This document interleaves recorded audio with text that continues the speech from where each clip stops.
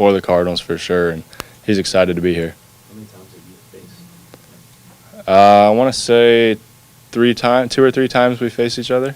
Like in your life? Yeah, we've always been on the same team. So once we got to high school, we went to rival high schools and ended up facing each other 2 or 3 times there. And he got the better of me, but I hit a couple balls hard, so it's baseball. How about just the excitement level when you hear the news you guys are teammates? It was pretty high, I will say that.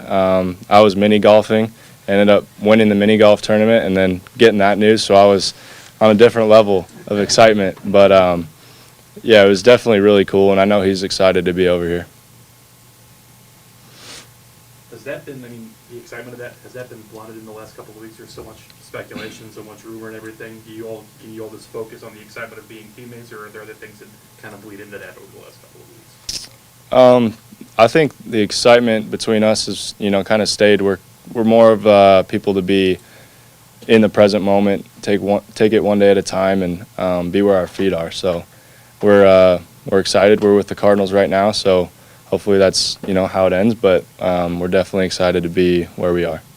For the people who haven't seen you, who are you as a player? Is there a third baseman you think I want to play like him? Describe yourself as a player. Yeah, there's definitely a guy, David Wright. I'm sure everyone knows him. That's kind of a guy who I like to emulate my game after. On and off the field, he's been a great person, and obviously a great defensive third baseman and offensively as well. So definitely try to emulate my game after him. Have you met him or been around him at all yet? I have not met him, but that would be cool.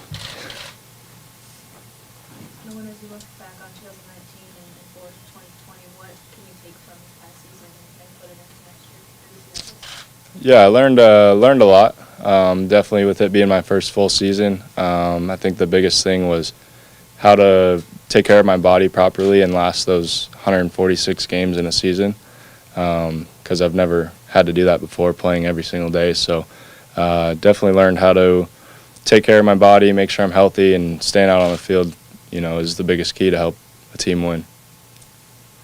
What would a successful 2020 look like for you trajectory-wise? Whether it's where you start, where you end up, where do you want to see this season?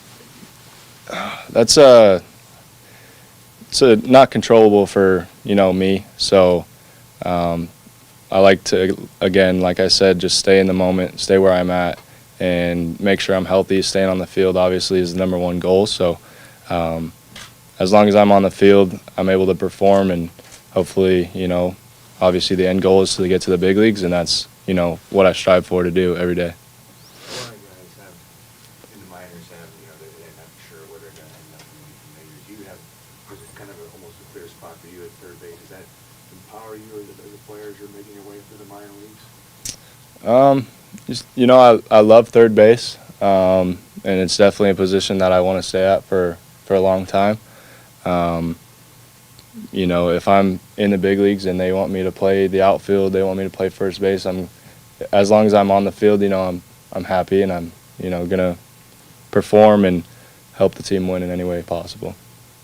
Well, are you going to big league now? Yeah. Yeah. Where this will be your first, right? First, yep. What do you think you'll get out of that? Definitely, we'll learn a lot. I know Carlson was there last year, and I talked to him a little bit about it, and he was just kind of telling me, sit back and listen as much as you can and learn, ask questions. Don't be, the guy just sitting in the corner not doing anything or whatnot. He said, just get your work done. The good thing about the Cardinals and, everyone in the organization is you can go up to anybody and ask them a question, and they're not going to blow you off. They'll give you, an answer, and they'll talk to you forever. And we've got guys like Ozzie Smith and, all those guys come down for spring training, and you can go up to them and ask them questions. It's like, it's a special organization in that perspective. How much are you looking forward to getting into that environment for the first time? It's going to be exciting. Yeah, I'm really looking forward to it for sure. What were some of the things that you worked on or the focus for you at the instructions, the hitters camp? It was a big focus on the new philosophy of hitting for us. We got a new hitting coordinator, all that. So the hitting camp was my introduction to what we were doing, and then I kind of got to get the ball rolling early before Instructs, and then Instructs came around, and it was more teaching the guys that haven't been to the hitters camps, and letting us kind of figure out a routine for the guys that have been doing that stuff this off season with technology and whatnot. So it's getting us into a routine and figuring out what we need to keep our swings in line. For you, what stood out about the new approach? Was there something that you've heard in the before, or something you worried about? It's definitely a new concept. The whole launch angle and everything like that. It's not really about the launch angle. It's more of just your attack angles and, you know, on plane efficiency, stuff like that. That get measured by a little sensor on your bat. So, you know, having those numbers and being able to see them and then do drills to see if they're improving and whatnot is, you know, pretty key to see if you're moving in the right direction. So, and that part is pretty exciting for us. Have you continued some of that then here during, like, have you continued some of that since leaving Instructs?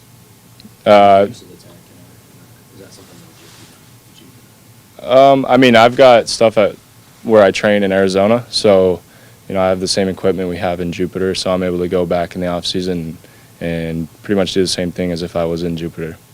So have you used that stuff for a while, or how long you been like blast motion? I've used Blast for a while, yeah, but the new stuff like Rapsodo, it tracks your ball and spin and hard hit and whatever.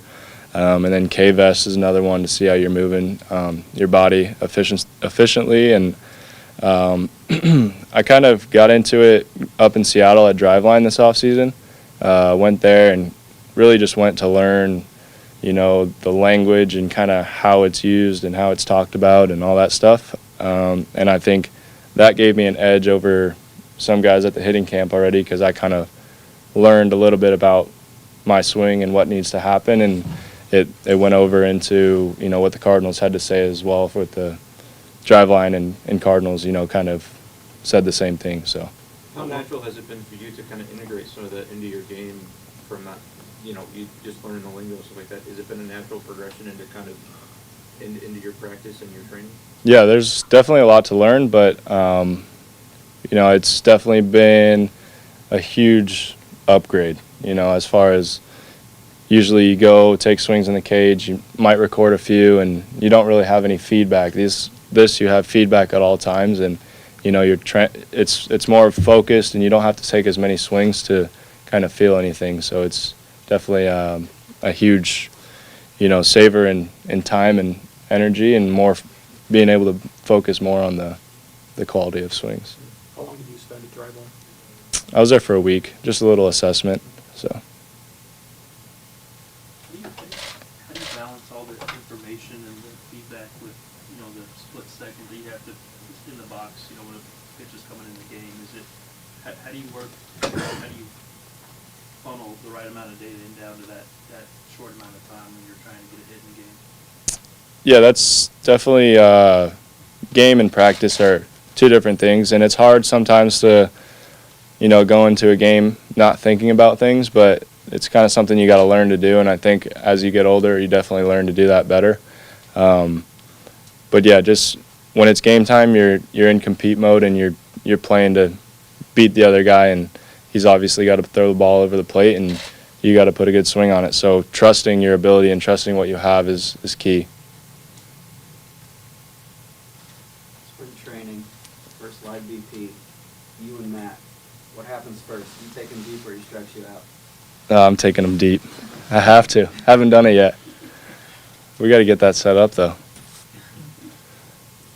How's it feel to, like, be on the same team, you know, as your best friend growing up? I mean, obviously, it's got to be like a dream for you. Yeah, we haven't experienced it, you know, being on the same professional team yet. Just this caravan and talking about, you know, being together. But we're definitely excited, and I think it's going to just push us even more because we love to compete and we love to help each other. So I think progression as far as, you know, development and being able to talk about different pitchers and different hitters the night before is, you know, I think going to be really beneficial for both of us. How many takes did it require when you guys did that ping pong video? That was 2 tries. That was the second try, and it was a shock, but it was cool. Did he pack you on the first one? No, he actually hit my fingertips, so we were close on the first one, and then the second one we got it.